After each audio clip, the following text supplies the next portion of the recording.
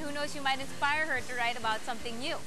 Right? Thank you very much for your time, and most especially for your advice, Celine. But you know what? Going back to confidence building, it's not all about the looks or how you conduct yourself. It's also how we hear you. Can you believe that? So right now, we're going to be hearing from Mr. Pocholo Gonzalez from Creative Voices, his words of wisdom when it comes to building your confidence with some voice training. Please watch this. Wala, first of all, I just want to congratulate Shika. Mabuhay kayo! Iba talaga, Shika. Informative niya. Empowering pa. Masasabi ko lang yan. Iba talaga ang Shika. Mabuhay kayo. Dahil sino ka ba? Nasaan ka ba? Wala nga naman. Aba naman ay kagaling talaga na Shika. Shika lang na Shika. Iba talaga ang Shika. Informative na, empowering pa. At dahil dito, hindi namin kayo tatantanan. Iba talaga ang Shika. Informative na, empowering pa. Ako, labas ako. Walang problema, tol. Iba talaga ang Shika. Susunod! Abangan! Iba talaga ang Shika. Informative na, empowering pa. Guess how many people are there? Answer, 1. He is Pocholo Gonzalez, the quick change artist who is tagged as the voice master. He co-founded Creative Voices Productions, which is devoted to the development of talent for the voice acting industry.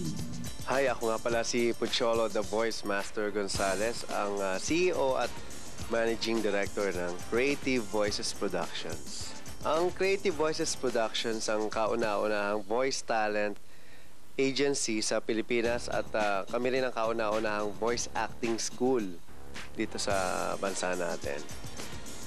We are also a recording studio. We produce any kind of voice-over work.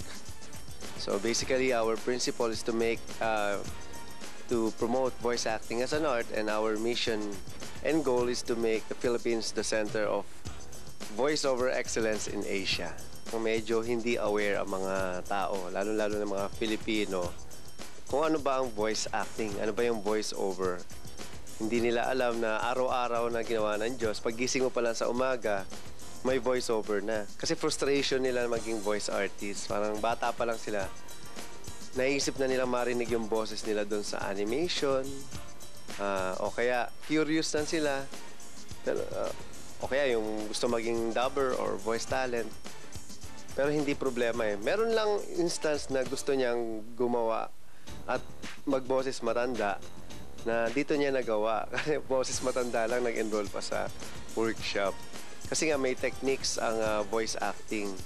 So lahat ng art kasi, voice acting is an art. So lahat ng art merong kaalinsabay na techniques, theories, tsaka skills na kailangan malaman ng mga gustong pumasok sa ganitong industriya.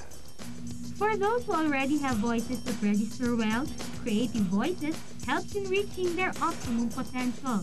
And for the weak-hearted, lahat ng tao naman may may capacity na iba-iba ng boses.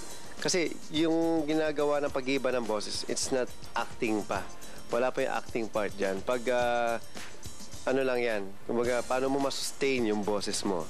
Tinuturo namin sa VoiceWorks yan na dito sa VoiceWorks, malalaman mo na ang dami palang pagkukunan ng boses sa buong katawan. Meron sa ulo, sa likod ng mata, sa ilong, sa throat, o kaya sa diaphragm, sa chest. So maraming pagkukunan. Tsaka parang kanta kasi yan eh, yung pitch level.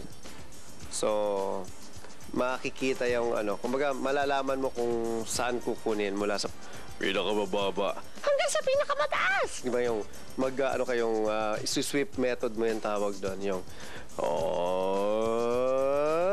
parang do, re, mi, fa, sol, la, ti, do. So pag ginawa mo yan, do, kailangan ganito lang yung boses mo, dapat isustain mo yan. Madali lang naman yan. Re, mi, fa, sol, la, ti, do. Do, oy, talaga, ganyan lang yung level. Kailangan sustain mo yung boses mo sa ganyan level.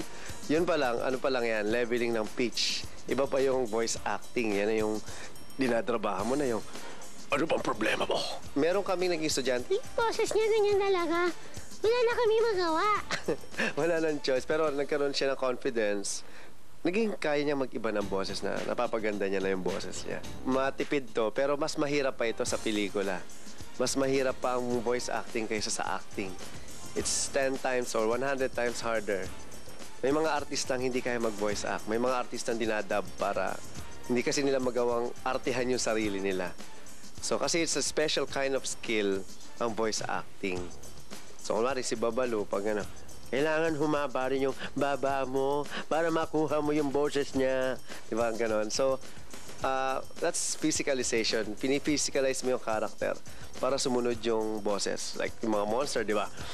It's a monster! Ang pangil na gano'n, kailangan gumanong ka rin para lumabas yung effect. Of course, you have to provide support to the training through personal means of taking care of your voice. Actually, nakakasira nga ng boses, lalo yung mga maiinit na tubig. May mga misconception, yung mga ginger, ano? So, yung mga salabat, oo. Nakakasama rin yan. Akala ko rin ng bata ako, okay siya. Kasi nga, parang nalalamigan yung lalamunan natin. Pero pahinga lang yan. Tsaka tubig. Yan. Ay, iniimbitahan ko lahat ng mga manonood na mag-try kayo sa voice acting workshop namin, sa VoiceWorks Basic Voice Acting and Dubbing Workshop dito sa Creative Voices Productions. Isulat nyo lang sa internet o sa Google, Voice Acting Workshop Philippines, at makikita nyo na kagad kami doon. Alam nyo, lalo na sa mga kabado, yung mga kinakabahan sa pagsasalita, makiharap sa ibang tao, malaking naitutulong ng voice acting. Ang voice acting kasi hindi lang yung pag-iiba ng boses. It's more on how you will say the lines. So, gusto mong, paano mong sasabihin ng isang salita na talagang realistic, di ba? At bukod doon, magagamit din ito sa pagtuturo, sa marketing, sa iba't ibang sa bahay. Di ba? Yung mga magulang pwede mag-storytelling. Yan, voice acting ang ginagamit dyan. Kaya sa lahat ng mga interesado, tumawag lang kayo sa 729-7274 at pwede nyo rin kaming i-visit sa internet. Yun nga, www.creativevoices.com at pwede rin nyo kaming i-email sa creativevoices@gmail.com.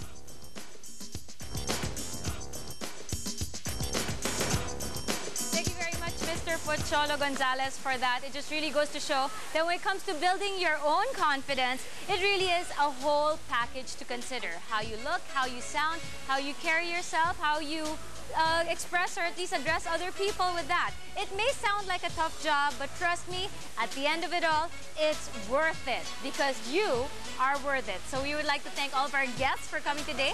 Any last pieces of advice to our viewers when it comes to building confidence?